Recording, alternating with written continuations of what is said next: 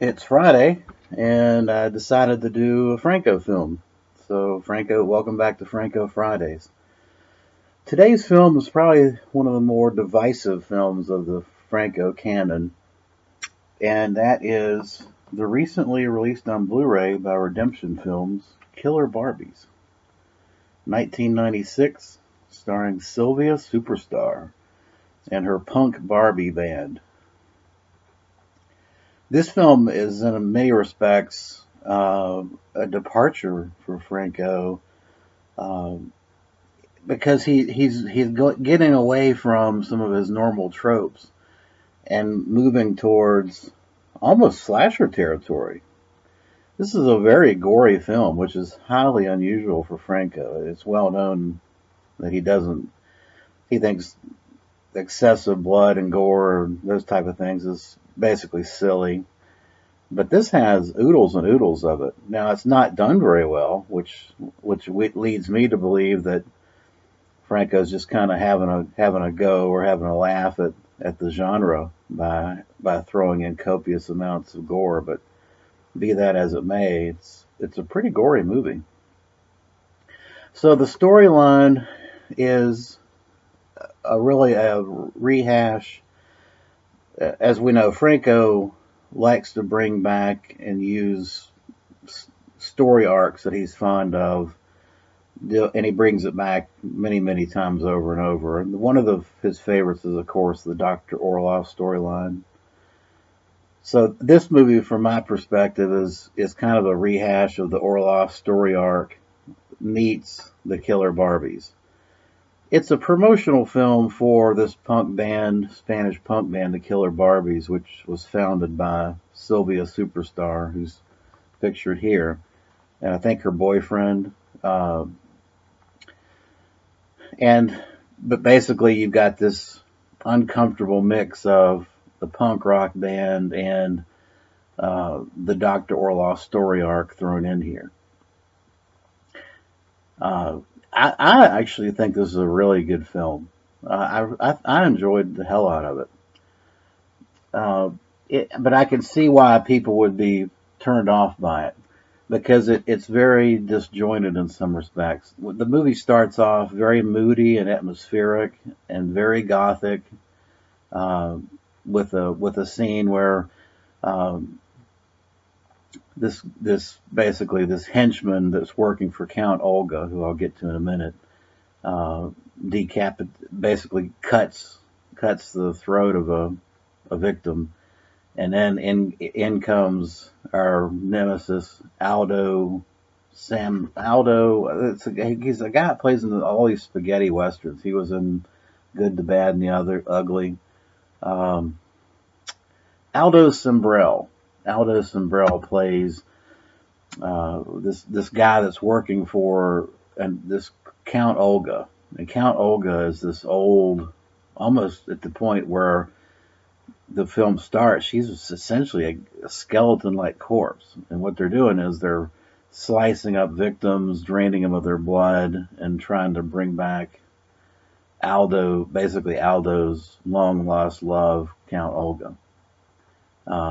So it's actually got kind of a Countess vampire, Countess Dracula, as well as an Orlov kind of subplot.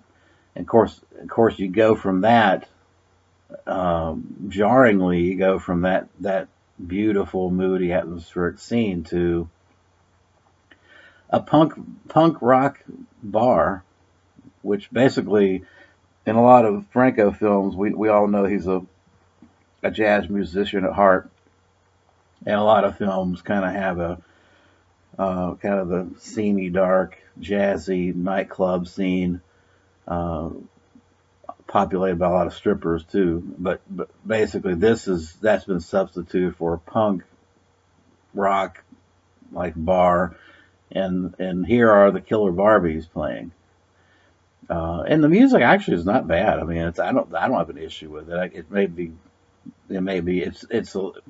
it's probably a little off-putting to a lot of Franco fans simply because it's so different from his instrumental jazz stuff he uses, but it's not bad. And Of course, you got Sylvia Superstar up there, basically half naked, doing her singing.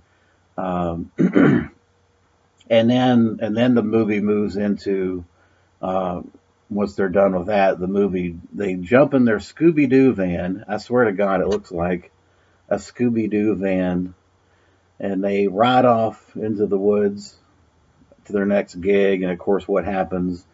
They end up having a misfortune. The Scooby Doo van breaks down, and they end up running into Aldo's umbrella, which is bad news. Uh, and that's kind of where I'll leave the plot line. Beautiful. There's some beautiful shots in this, uh, interspersed with some pretty cheesy, bad special effects. But again, I think from my perspective, we all know Jess Franco's not trying to be a Stanley Kubrick here. Uh, he's not into technical perfection, and I think in some respects, as he's made it pointedly clear, some of this stuff is just silly. So a lot of the gory murder scenes, the special effects are terrible, But I think they're done in a way that they're just kind of having a go at the genre. The other interesting divergence from the Franco films is in this film, there's really only one what I would call erotic scene. The rest of it is there's sex in this, and it's simulated sex.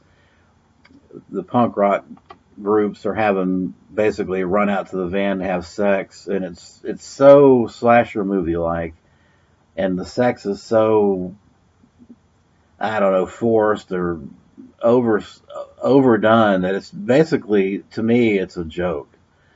And it's obviously poking fun at the whole genre that, if you're having sex, you're going to get killed. But the Scooby Doo van's rocking, and you can see, don't be knocking when the van is rocking, kind of thing. It's hilarious. It just makes fun of the whole genre in a great way. And then, of course, you've got this guy with a Sith he's working for Aldo, that's actually doing all the killings. He's got two dwarfs that work with him. They're basically cannibals. And the guy with the Sith, when he kills people, hands body parts to the dwarves so they can fulfill their appetite. And that's when he's not draining the bodies of blood. He's hanging them up by a chain and draining them of blood and giving it to Olga, who does make an appearance in the film. The last 30 minutes of this are batshit crazy. Once Olga has been fed all enough youthful blood that she's back in her normal look, I mean, the movie just goes batshit crazy the last 30 minutes.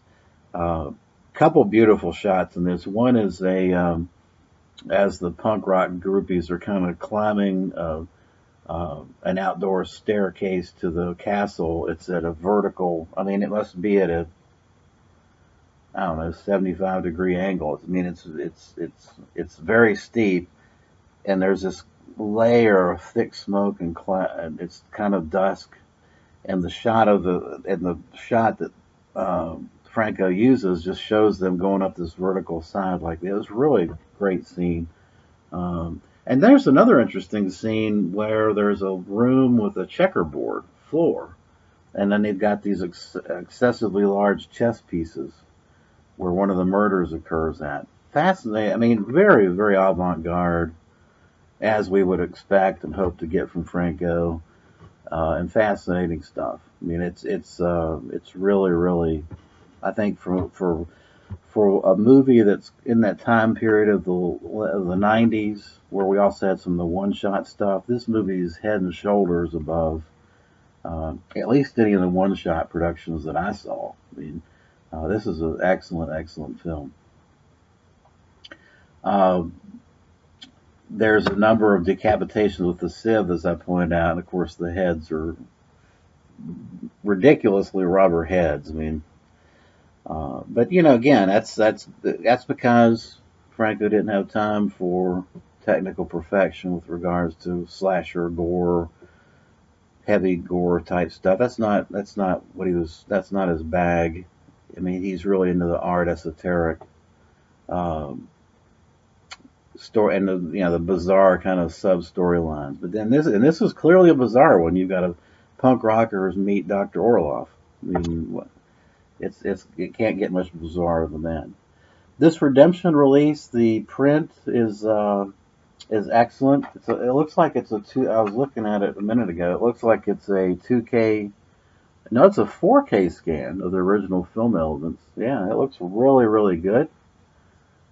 You've got the Spanish track with optional subtitles, English subtitles, and you have an English language soundtrack and a French soundtrack, which I didn't listen to the English soundtrack. I played it with the Spanish with the English subtitles. And then there's an excellent, excellent, worth the price of admission by itself, audio commentary with Troy Horwath. And he does a very good job talking about Franco and this film in particular. And yeah, he does a very, very good job of kind of giving a reassessment of Franco and his film canon.